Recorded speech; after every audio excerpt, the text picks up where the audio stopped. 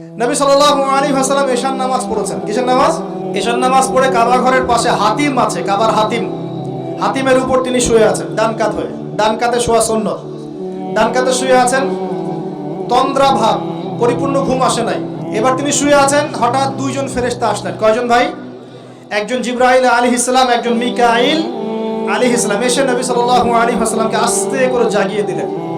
জাগিয়ে নবী সাল্লাল্লাহু আলাইহি ওয়াসাল্লামকে হাত ধরে নিয়ে যাচ্ছেন কোথায়? পাশে জমজম কূপের পাশে। পাশে জমজম কূপ আছে, দেখেছিলেন না? যারা হজ উমরা করে আসছেন হয়তো দেখতে পারবেন। এই জামজাম আগের মতো তো আর নাই, একটা আইডিয়া পাবেন আর কি।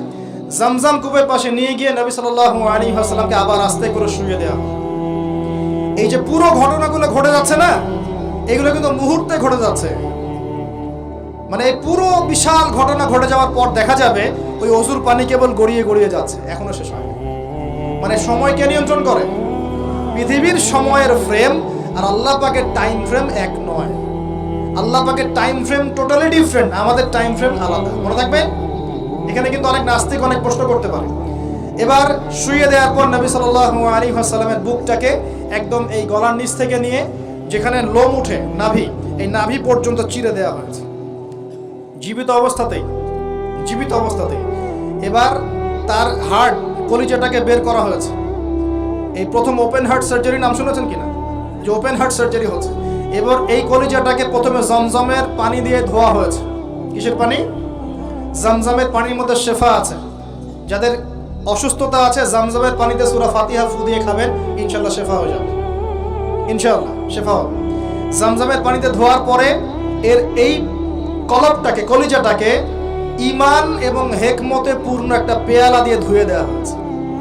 একটা পেয়ালার মধ্যে ঈমান নিয়ে আসা হয়েছিল এবং হিকমা, প্রজ্ঞা নিয়ে আসা হয়েছে। এটা রাখার পরে ঈমান প্রজ্ঞা দিয়ে ঢেলে এই পুরো জায়গাটা বন্ধ করে দেওয়া হয়েছে। কি রূপ কথা মনে হচ্ছে? আমরা যে নিঃশ্বাস নিচ্ছি এটাই কি আল্লাহর অলৌকিকত্ব না? এই যে হার্ট আমাদের পাম্প করতেছে, যখন আমরা ছোট বাচ্চা ছিলাম ওই সময় থেকে নিয়ে এখন পর্যন্ত পাম্প করছে, পাম্প করছে। 1 সেকেন্ডের জন্য কি থেমে গিয়েছিল? এটাই তো অলৌকিকত্ব। যে আল্লাহ আমাদেরকে বাঁচায় রাখতে পারেন, সে আল্লাহর পক্ষে এগুলো করা কি অসম্ভব কিছু? আচ্ছা, এবার নবী সাল্লাল্লাহু আলাইহি ওয়াসাল্লামকে একটা বাহনের মধ্যে উঠানো হচ্ছে। বাহনটার নাম বোরাক। কি নাম? বোরাক। এবার বাহনটা হচ্ছে গাধার চেয়ে একটু বড়, খচ্চরের চেয়ে একটু ছোট এবং একটু লম্বা দেহের, সাদা রঙের। কি রঙের? এবার নবীজি এখানে উঠতে যাচ্ছেন, বাহনটা একটু ফাপড় নিল, একটু ভাব দেখালো আর কি। ভাব দেখানো বোঝেন কিনা? ওই যে আপনার গার্লফ্রেন্ড আপনার সাথে যা দেখায় আর কি। আছে তো গার্লফ্রেন্ড, না ভাই? আলহামদুলিল্লাহ। তাহলে স্ত্রী তো দেখায়, স্ত্রী ভাব দেখালে সবর করতে